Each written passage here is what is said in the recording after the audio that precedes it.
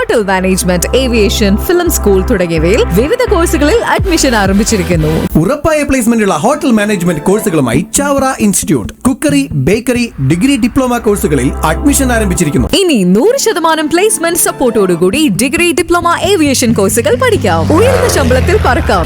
നിങ്ങളുടെ സിനിമാ സ്വപ്നങ്ങൾക്ക് ചിറകുകൾ നൽകാൻ film direction, film editing, script writing and screen acting തുടങ്ങിയ കോഴ്സുകളിൽ അഡ്മിഷൻ ആരംഭിച്ചിരിക്കുന്നു. Chavara film school.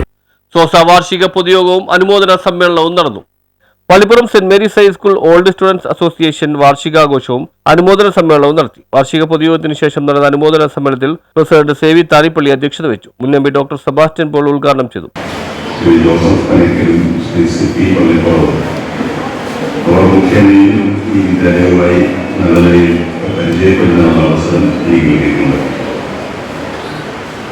ഇപ്പോൾ ഓൾഡ് സ്റ്റുഡൻസ് അസോസിയേഷന്റെ പരിപാടിയാണ്. ഓൾഡ് സ്റ്റുഡൻസ് അസോസിയേഷന്, saint Mary's high school old students അസോസിയേഷന് സോസ എന്നാണ് നിങ്ങൾ ചുരുക്കത്തിൽ നൽകിയിരിക്കുന്നത്. പെട്ടെന്ന് പഴയ നിയമത്തിലെ ഈ സോസിന്റെ പൂക്കളൊക്കെ പറഞ്ഞു വരും. അങ്ങനെ നല്ല പേരിട്ട് പ്രവർത്തിക്കുന്ന എന്ന് മാത്രമല്ല അർത്ഥവത്തായി പ്രവർത്തിക്കുന്ന ഒരു അസോസിയേഷനാണ് ഇത് എന്ന് അസോസിയേഷന്റെ പ്രസിഡന്റ് ശ്രീ സേവി താരിപ്പള്ളിയുടെ പ്രസംഗത്തിൽ നിന്ന് മനസ്സിലായി.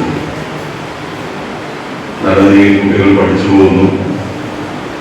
അവർ ജീവിതത്തിന്റെ പല മേഖലയിൽ നല്ല പ്രസ്താവനയുമായ നേട്ടങ്ങൾ കൈവരിക്കുന്നു.